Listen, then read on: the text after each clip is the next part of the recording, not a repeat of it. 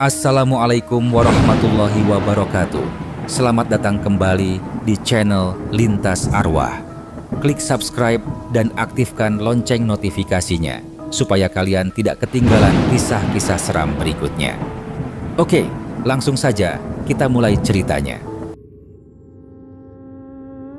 Di sebuah daerah panas di Desa Waringinsari, Jawa Tengah, berdirilah sebuah gerobak bakso sederhana bernama Barokah Rasa. Gerobak itu milik seorang pria ramah bernama Pak Hadi.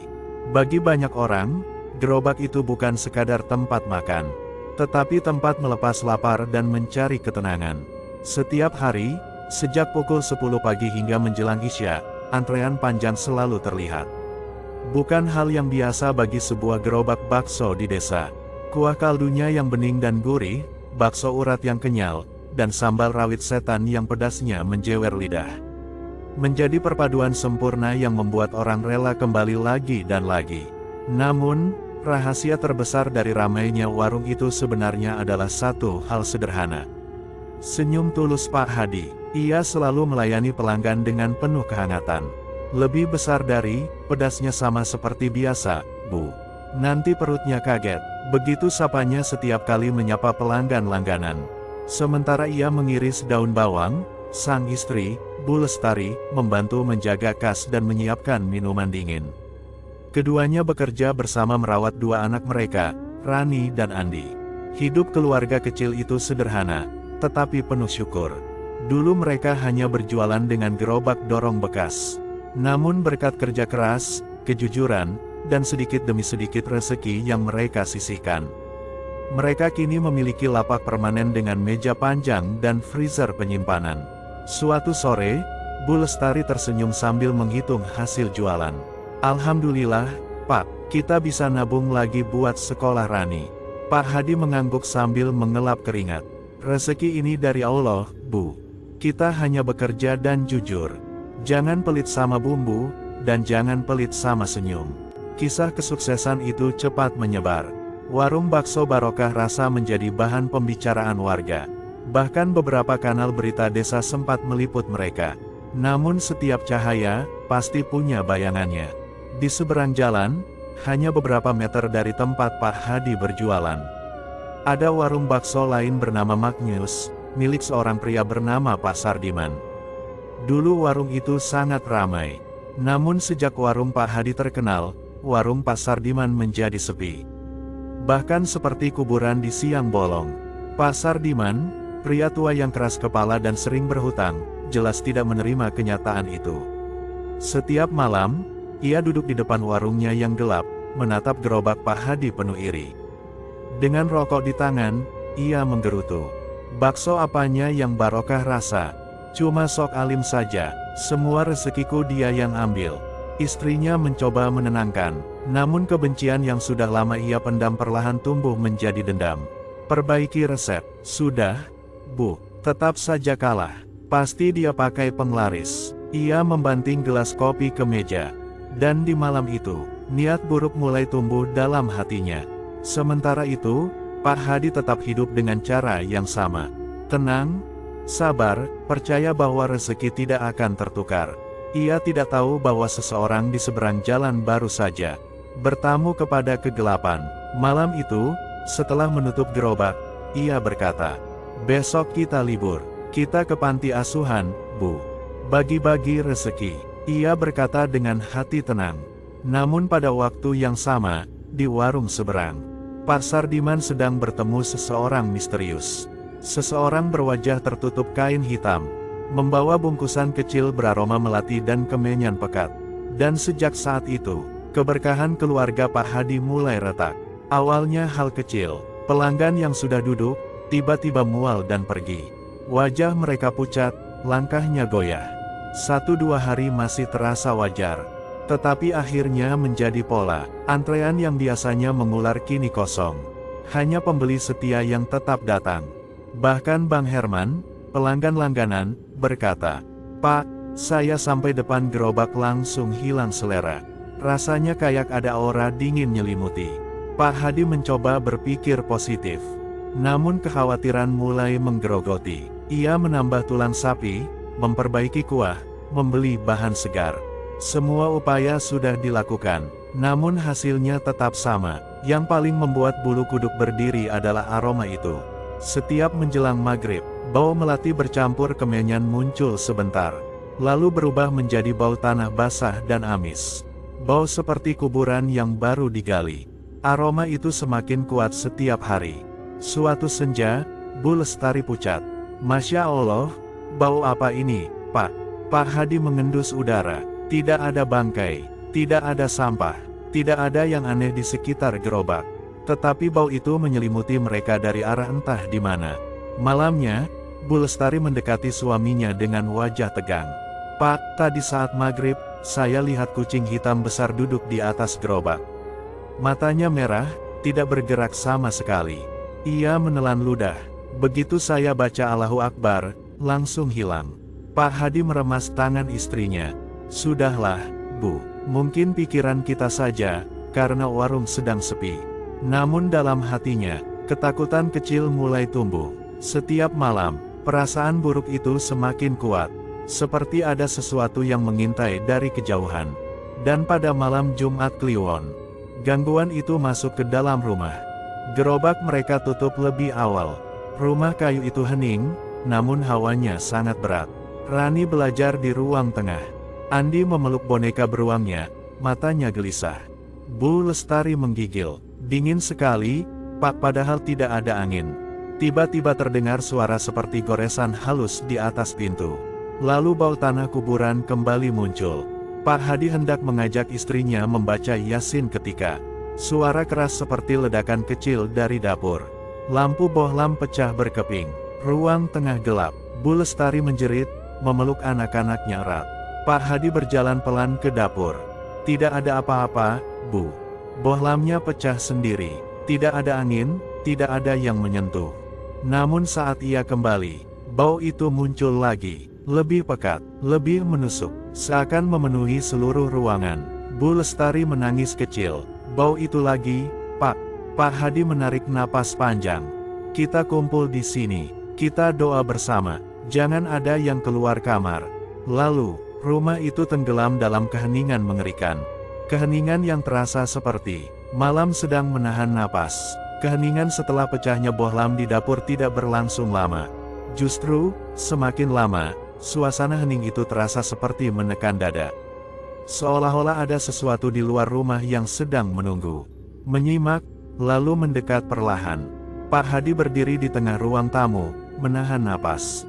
Ketakutan dalam dirinya tidak lagi berwujud panik, melainkan berubah menjadi ketajaman insting, seperti hewan yang tahu bahaya sudah di depan pintu. Dan benar saja, telinganya menangkap suara lain, bukan suara napas keluarganya, bukan juga suara angin, melainkan napas lain, napas serak, tercekik, seperti seseorang yang berusaha menarik udara, tetapi dicekik oleh kain tebal.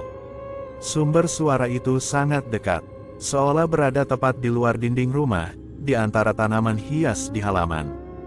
Bu Lestari memegang tangan Rani dan Andi erat-erat. "Pak, Bapak dengar itu?" Wajahnya pucat seperti kain kafan. Mata Rani melebar, Andi menggigil sambil memeluk bonekanya. Dan sebelum Pak Hadi sempat menjawab, bau itu kembali datang. Bau busuk tanah basah bercampur amis. Bau yang selama ini mengikuti mereka sejak di gerobak. Namun kali ini jauh lebih kuat, dan kini menyeruak masuk ke dalam rumah. Itu adalah tanda bahwa mereka tidak sendirian.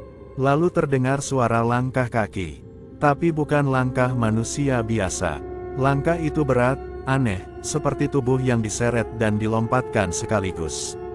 Suara lompatan pendek, berat, tidak beraturan, disertai gesekan kain kasar menyeret tanah.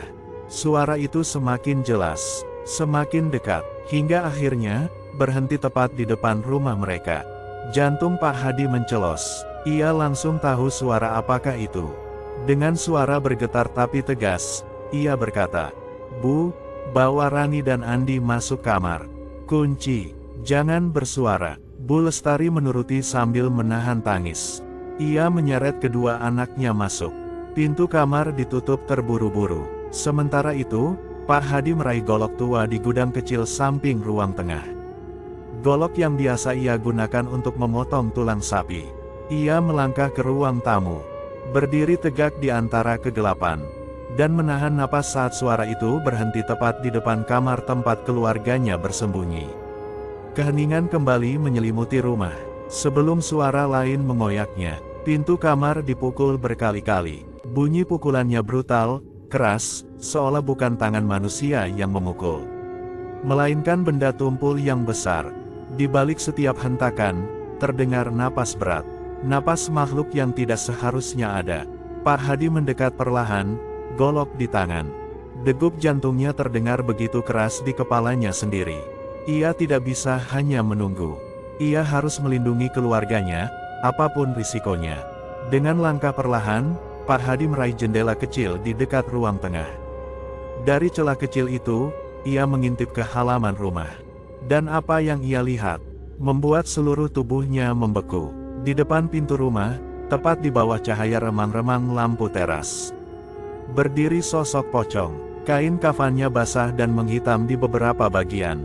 Wajahnya meneteskan cairan lendir hitam. Matanya merah menyala seperti bara. Makhluk itu menatap pintu kamar yang sedang ia serang. Tapi ada satu hal yang jauh lebih mengerikan. Di dadanya tertancap tusuk sate bambu raksasa. Dari ujungnya menggantung sesuatu seperti gumpalan daging busuk berwarna coklat kehitaman.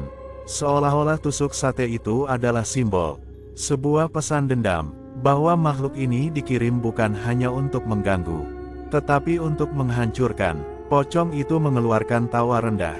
Tawa parau yang seolah bergetar hingga ke tulang belakang Pak Hadi. Dan tawa itu, bukan tawa manusia. Pocong itu kemudian berhenti memukul pintu. Ia berdiri diam sejenak, lalu perlahan-lahan, tali kafan di bagian atas kepalanya bergerak.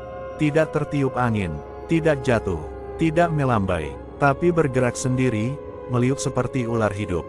Tali itu melayang ke arah ventilasi kamar, merayap perlahan melalui celah-celah kecil, masuk ke dalam kamar tempat Bu Lestari bersembunyi.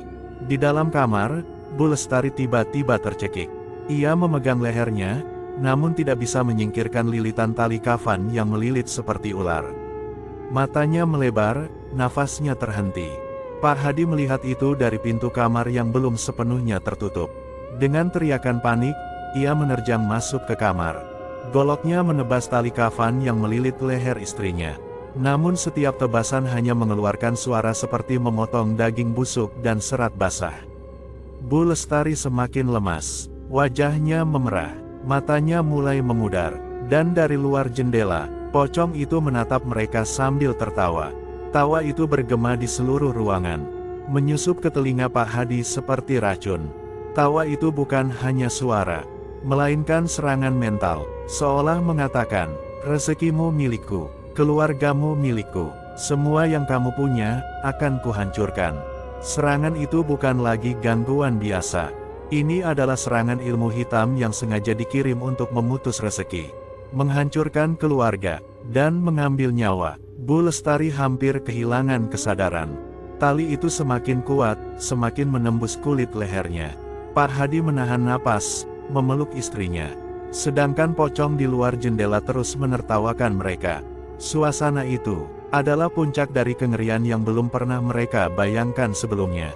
Dan malam itu baru saja dimulai. Tali kafan itu terus melilit leher Bu Lestari. Kulitnya memerah, wajahnya membiru, napasnya semakin hilang. Pak Hadi memeluk istrinya erat, mencoba menarik lilitan itu sambil mengayunkan golok berulang-ulang. Namun tali itu seperti makhluk hidup. Semakin ditebas, semakin kuat ia menjerat. Di luar jendela, pocong kiriman itu berdiri tegak. Matanya merah, mulutnya merekah lebar, mengeluarkan suara tawa rendah yang menggelegar di seluruh ruangan. Tawa yang terdengar seperti dendam yang sudah lama dipendam. Andi menangis ketakutan. Rani memeluk adiknya, namun tubuhnya gemetar hebat, sampai tiba-tiba Andi bergerak maju. Tanpa disangka siapapun, Andi memeluk ibunya dengan tubuh kecilnya. Dan dari pelukan itu muncul cahaya hangat. Cahaya itu muncul begitu saja, dari anak kecil yang ketakutannya sudah mencapai batas. Cahaya murni, polos, tanpa rasa dendam. Lilitan tali kafan itu melemah, hanya sedikit, tetapi cukup untuk membuat Bu Lestari menghirup sedikit udara. Rani melihat kejadian itu, dan tiba-tiba, sebuah ingatan muncul, ingatan tentang pesan almarhum kakeknya. Jika kau diganggu sesuatu yang tidak terlihat, gunakan air yang paling suci. Air yang paling murni adalah air cucian beras. Rani menoleh ke dapur. Di sana, di meja kecil, ada baskom berisi air cucian beras yang digunakan Bu Lestari sore tadi. Warna airnya keruh, tetapi tampak tenang, seolah menyimpan sesuatu. Dengan tangan gemetar, Rani meraih baskom itu. Air di dalamnya bergetar saat ia mengangkatnya. Ia berdiri di ambang pintu kamar, menatap ibunya yang sekarat. Lalu menatap pocong yang sedang tertawa dari luar jendela. Tali kafannya masih merayap, masih berusaha mengambil nyawa Bu Lestari. Rani menarik napas panjang, lalu berlari. Dengan seluruh tenaga yang ia miliki, ia melemparkan air cucian beras itu langsung ke arah kepala pocong kiriman. Air itu seperti melayang dalam gerak lambat, hening, sebelum akhirnya, air itu menyentuh wajah pocong. Dan seketika, makhluk itu menjerit keras. Jeritan panjang, seperti suara seseorang dibakar hidup-hidup. Asap hitam mengepul dari tubuhnya. Kain kafannya bergetar, menghitam, lalu gosong seperti disiram air mendidih. Tali kafan yang menjerat leher Bu Lestari langsung terlepas dan jatuh ke lantai, layu seperti akar yang kehilangan nyawa. Pocong itu memukul-mukul kepalanya sendiri. Tubuhnya terguncang hebat, sebelum akhirnya terhempas ke tanah dan menggelepar seperti ikan sekarat. Tubuhnya pecah, cairan hitam keluar, lalu perlahan memudar, melebur dalam tanah, seolah ditelan bumi. Rumah itu akhirnya hening. Rumah itu selamat. Fajar menyingsing di desa Waringin Sari. Untuk pertama kalinya setelah berminggu-minggu, keluarga itu bisa bernapas lega. Di halaman rumah, Pak Hadi menemukan potongan kain kafan gosong, tali pocong yang meleleh, dan tusuk sate raksasa yang tadi tertancap di dada pocong itu. Kini patah dan rapuh seperti kayu lapuk. Semua itu adalah bukti bahwa apa yang mereka hadapi semalam bukan mimpi. Bu Lestari duduk di teras, memegang lehernya yang masih memar merah bekas lilitan. Rani dan Andi duduk di sampingnya, masih trauma, tapi selamat. Pak Hadi menggenggam tusuk sate itu, menatapnya dengan marah, takut, dan syukur sekaligus. Ia menggali lubang kecil di halaman, mengubur potongan kain kafan, serpihan tali, dan tusuk sate itu bersama-sama. Ia menaburkan tanah sambil berdoa pelan. Ya Allah, jauhkan kami dari keburukan yang dikirim manusia. Bu Lestari menatap suaminya dengan mata berkaca. Pak, siapapun yang melakukan ini, apa ia akan berhenti? Pak Hadi menggeleng perlahan. Kita tidak bisa mengatur hati orang lain, tapi kita bisa memperkuat rumah kita. Mulai hari itu, Pak Hadi menaburkan garam kasar di sekitar gerobak dan pintu rumah, memperbanyak sedekah, dan memperkuat ibadah keluarganya. Warung bakso Barokah Rasa memang sempat sepi beberapa minggu. Tapi lambat laun, pembeli mulai datang kembali. Aroma gurih kuah sapi kembali mengalahkan bau kematian yang pernah menyelimuti gerobak itu. Sementara itu, warung milik Pak Sardiman akhirnya tutup total. Bukan karena diserang, tetapi karena rasa iri dan dendamnya sendiri yang menghancurkan hidupnya. Keluarga Pak Hadi belajar sesuatu yang akan mereka kenang selamanya. Rezeki tidak bisa dicuri, rezeki tidak bisa dirampas oleh iri atau dengki. Rezeki diturunkan untuk hati yang tulus, dan dilindungi Tuhan dari orang-orang yang berniat jahat. Dan tentang malam itu, tentang pocong kiriman yang hampir mengambil nyawa mereka, kisah itu hanya disimpan rapat dalam keluarga. Karena bagi mereka, kejadian itu adalah bukti bahwa ketika niat jahat dikirimkan, kebaikan, doa, dan kesucian hati adalah senjata paling kuat untuk melawannya. Dan itulah kisah horor malam ini. Percaya atau tidak, semua kembali pada diri kita masing-masing. Sampai jumpa di cerita horor berikutnya. Wassalamualaikum warahmatullahi wabarakatuh.